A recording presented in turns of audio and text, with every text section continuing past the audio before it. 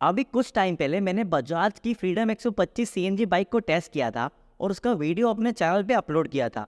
उस पे आप लोगों ने बहुत अच्छा रिस्पॉन्स दिया था और बहुत सारे लोगों ने कमेंट करा था कि आप इसे भारत की सबसे ज़्यादा बिकने वाली बाइक स्प्लेंडर प्लस से कंपेयर करो। तो आप लोगों की फरमाइश थी तो हम वीडियो लेके आ चुके हैं। तो चलो आज की इस वीडियो में हम कंपेयर कर लेते हैं दुनिया की पहली सीएनजी बाइक को भारत की सबसे ज़्यादा बिकने वाली बाइक स्प्लेंडर प्लस से, और आप लोगों को बताते हैं कि इन दोनों बाइक में से आप लोगों के लिए कौन सी bike value for money option है। सो आशियों को मेरा सलाम और दिल टूटा बाइक के चैनल में आप सब लोगों का स्वागत है। हम इन दोनों बाइक्स को 4 पैरामीटर पर कंपेयर करेंगे ताकि आप सब समझ सकें कि किस चीज़ में कौन सी बाइक आगे है। वो पैरामीटर्स है costing, comfort, peace of mind और ओनरशिप। सबसे पहले बात कर लेते हैं costing. Hero Splendor plus on road Delhi के अंदर आपको लगभग 90,000 की पड़ती है, जबकि फ्रीडम 125 का लोअर वेरिएंट आपको 1,10,000 का पड़ता है। प्राइस के मामले में नो डाउट स्प्लेंडर एक ज़्यादा सस्ता ऑप्शन है। वैसे सीएनजी बाइक होने के बाद भी बजाज ने इसका प्राइस काफ़ी अफोर्डेबल रखा है। अब देख लेते हैं कि प्राइस में दोनों बाइक्स के अंदर आपको परफॉर्मेंस कैसी मिल रही है। स्प्लेंडर प्लस के अंदर 97.2 सीसी का इंजन मिलता है।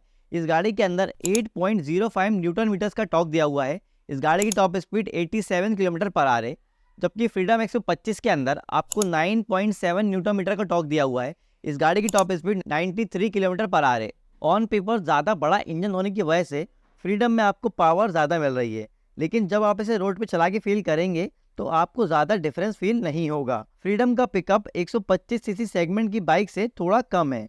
हालांकि हायर स्पीड पर यह स्प्लेंडर से ज़्यादा स्टेबल रहती है, इसलिए आप इसे लंबे समय के लिए हायर स्पीड पे आराम से चला पाएंगे। अब जान लेते हैं दोनों व्हीकल्स के माइलेज के बारे में। स्प्लेंडर के अंदर आपको 60 किलोमीटर पर लीटर का माइलेज मिलता है।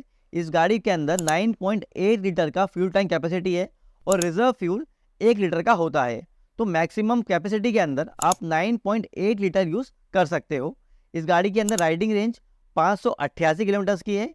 कॉस्ट ऑफ रनिंग 1 किलोमीटर चलाने की है ₹1.61। इस कैलकुलेशन में हमने 1 लीटर पेट्रोल की कॉस्ट 96.72 रुपीज़ ली है। जबकि फ्रीडम के अंदर बजाज क्लेम करता है कि ये बाइक 1 किलो सीएनजी के अंदर 100 किलोमीटर की रेंज देगी और 1 लीटर पेट्रोल के अंदर 65 किलोमीटर की रेंज देगी। तो सीएनजी टैंक इस गाड़ी के अंदर 2 किलो का है। पेट्रोल टैंक जो कि रिजर्व का काम करता है वो 2 लीटर्स का है। तो इस गाड़ी की टोटल राइडिंग रेंज है 330 किलोमीटर की। अगर हम कॉस्ट ऑफ रनिंग की बात करें तो सीएनजी के अंदर 1 किलोमीटर चलाने पे आपके 83 पैसे खर्च होंगे, जबकि पेट्रोल पे चलाने पे आपके ₹1.47 खर्च होंगे। इस कैलकुलेशन में हमने सीएनजी 1 किलो की कॉस्ट ली है 83 रुपीज़ और पेट्रोल की कॉस्ट ली है 96.72 रुपीज़। ये एक ऐसा पॉइंट है जहां आपको एक्चुअल में सीएनजी बाइक का बेनिफिट मिलता है। अगर आपकी डेली रनिंग ज़्यादा है तो आप अपना पेट्रोल पर खर्च होने वाला अच्छा खासा पैसा बचा सकते हो। अब चलते हैं कंफर्ट की तरफ। स्प्लेंडर के अंदर 4 स्पीड मैनुअल गियरबॉक्स दिया हुआ है। ये गाड़ी को आप 5 मिनट के अंदर रिफ्यूल करा सकते हो, जबकि फ्रीडम 125 के अंदर 5 स्पीड मैनुअल गियरबॉक्स दिया हुआ है। इस गाड़ी में आपको सीएनजी रिफ्यूल कराने के लिए डिपेंड करता है कि लाइन कितनी लंबी है। वैसे बाइक को लोग प्रायोरिटी देते हैं, क्योंकि जब मैंने भी इस बाइक को टेस्ट किया था तो मैं कहीं लाइन में नहीं लगा था। जहाँ भी मैं जाके खड़ा होता था वहाँ पे जो पेट्रोल पंप वाले होते थे वही मुझे आगे बुला के पेट्रोल भर देते थे। तो डिपेंड करता है कि आप इस एरिया में रहते हो, वहाँ पे लाइन कितनी लंबी होती है और आपको प्रायोरिटी मिलती है या नहीं मिलती। हो सकता है आपका 20 मिनट में भी नंबर आए, हो सकता है आपका 2 मिनट में भी काम हो जाए। बाकी पेट्रोल भरवाने की कॉस्टिंग जो है वो 5 मिनट की ही है। फ्रीडम में पहला गियर नीचे लगता है और बाकी गियर ऊपर लगते हैं, जबकि स्प्लेंडर के अंदर चारों गियर पीछे लगते हैं। अब बात कर लेते हैं टायर, ब्रेक्स और सस्पेंशन की। स्प्लेंडर के अंदर फ्रंट में आपको 18 इंच का अलॉय व्हील मिल जाता है, ड्रम ब्रेक मिलता है, टेलीस्कोपिक सस्पेंशन मिल जाता है। जबकि रेयर के अंदर आपको 18 इंच का अलॉय व्हील मिलता है, ड्रम ब्रेक मिलता है, ट्विन शॉक एब्जॉर्बर मिलता है। और फ्रीडम के अंदर फ्रंट में आपको 17 इंच का अलॉय व्हील मिल जाता है, ड्रम ब्रेक मिलता है, टेलीस्कोपिक सस्पेंशन मिलता है। जबकि रेयर के अंदर आपको 16 इंच का अलॉय मिलता है, ड्रम ब्रेक मिलता है और मोनो शॉक सस्पेंशन मिलता है। भाई टायर के मामले में स्प्लेंडर में आपको बेनिफिट मिल जाता है, क्योंकि यहाँ आपको टायर बड़े मिल रहे हैं। ब्रेक्स के मामले में फ्रीडम में कमी महसूस होती है, लेकिन अगर आप टॉप मॉडल की तरफ जाओगे तो वहाँ आगे आपको डिस्क ब्रेक का ऑप्शन मिल जाएगा। तो अगर आप गाड़ी थोड़ी ज़्यादा स्पीड पे चलाते हो और आपको ब्रेकिंग पावर अच्छा चाहिए तो मेरी सलाह ये रहेगी कि आप डिस्क वाला वेरिएंट ही कंसीडर करें। सस्पेंशन के मामले में फ्रीडम के मुकाबले स्प्लेंडर थोड़ा पीछे लगता है, क्योंकि फ्रीडम के अंदर आपको रेयर में मोनोशॉक सस्पेंशन मिलता है, जिसमें आपको एक अच्छी स्टेबिलिटी फील होती है। अब बात कर लेते हैं कर्व वेट की। स्प्लेंडर का कर्व वेट 112 केजी है, जबकि फ्रीडम का कर्व वेट 149 केजी है। अपने भारी वजन की वजह से यहाँ फ्रीडम में एक बेनिफिट मिलता है कि रोड से चिपक के चलती है, वहीं लाइट वेट की वजह से स्प्लेंडर में सडन कट लेना आसान हो जाता है।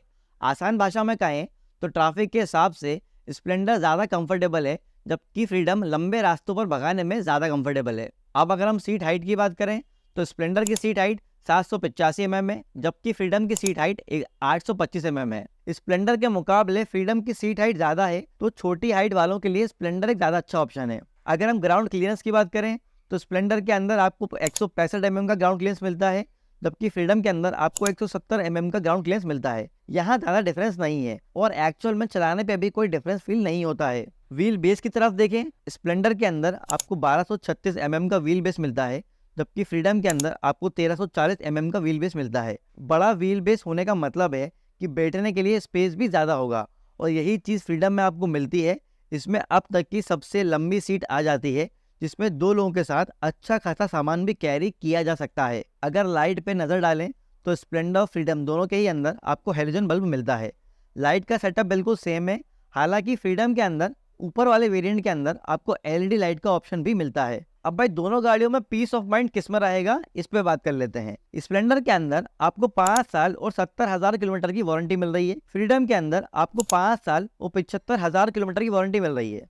वारंटी में ज़्यादा डिफरेंस नहीं है, हालांकि फ्रीडम में आपको थोड़ी ज़्यादा किलोमीटर की वारंटी मिल रही है। सीएनजी इंजन अब एक नया इंजन सेटअप है, इसलिए मेरी सलाह ये रहेगी कि अगर आप फ्रीडम का प्लान कर रहे हो तो एक्सटेंडेड वारंटी ज़रूर कंसिडर करना। अब अगर सर्विस पर नज़र डालें तो स्प्लेंडर के अंदर आपको 5 लेबर फ्री सर्विस मिलती है, फ्रीडम के अंदर आपको 3 लेबर फ्री सर्विस मिल रही है। बजाज ने फ्रीडम सीएनजी इंजन को काफ़ी रिफाइन किया है और यही वजह है कि यहाँ सर्विस इतनी फ्रीक्वेंट नहीं है जितनी स्प्लेंडर में है। हालांकि ये कहना गलत नहीं होगा कि सिंपल और पुराना इंजन होने की वजह से स्प्लेंडर में सर्विस का खर्चा कम आएगा। अब सबसे ज़्यादा मुद्दे की बात कर लेते हैं, जो है ओनरशिप। तो अगर हम मान के चलें कि मेरी महीने की रनिंग 1000 किलोमीटर से, तो स्प्लेंडर में मेरा महीने का पेट्रोल का खर्चा 1610 रुपये का होगा और 5 साल का पेट्रोल का खर्चा 96,600 रुपये का होगा। जबकि फ्रीडम में मेरा महीने का सीएनजी का खर्चा आएगा 805 रुपये का और 5 साल में सीएनजी का खर्चा होगा 48,300 रुपये। वहीं स्प्लेंडर में हर 3 महीने में मुझे सर्विस करानी होगी, जिसका खर्चा ऑन एन एवरेज 1000 पकड़ लेते हैं, तो 5 साल का मेंटेनेंस का खर्चा आएगा लगभग 20,000 रुपये। जबकि फ्रीडम के अंदर यही रेगुलर सर्विस का शेड्यूल बढ़ के हो जाएगा 4 महीने का, और मान लेते हैं कि एवरेज 4 महीने में 1000 का खर्चा हो जाता है, तो 5 साल का खर्चा बैठेगा लगभग 15,000 रुपये। तो अगर टोटल 5 साल की ओनरशिप देखा जाए तो मोटा मोटा स्प्लेंडर के अंदर आपके 2,06,387 रुपये खर्च होंगे, जबकि फ्रीडम के अंदर आपके टोटल 1,61,662 रुपये खर्च होंगे। तो इस हिसाब से 5 साल में फ्रीडम सीएनजी बाइक को लेके आपके 44,725 रुपये बच सकते हैं। ध्यान रहे कि जैसे सीएनजी कार्स के अंदर एक समय अंतराल के बाद सीएनजी सिलेंडर किट का फिटनेस टेस्ट कराना होता है, वैसे ही यहाँ भी हर 2 साल में सिलेंडर सेटअप का फिटनेस टेस्ट होगा। और अभी इसका एग्जैक्ट खर्च कितना होगा ये बात सामने नहीं आई है, मगर इसमें लगभग 1 से 1,500 के बीच खर्चा आ सकता है, तो आप उसे भी कंसिडर कर सकते हैं। तो भाई ये तो था बजाज सीएनजी बाइक का स्प्लेंडर प्लस के साथ कंपैरिजन। अगर आप लोगों को इन दोनों बाइक से रिलेटेड कोई भी डाउट है तो कमेंट करके हमसे पूछ सकते हैं, और ऐसे ही इन्फॉर्मेटिव और डिटेल वीडियोस के लिए दिल टू बाइकर चैनल को सब्सक्राइब कर लीजिए।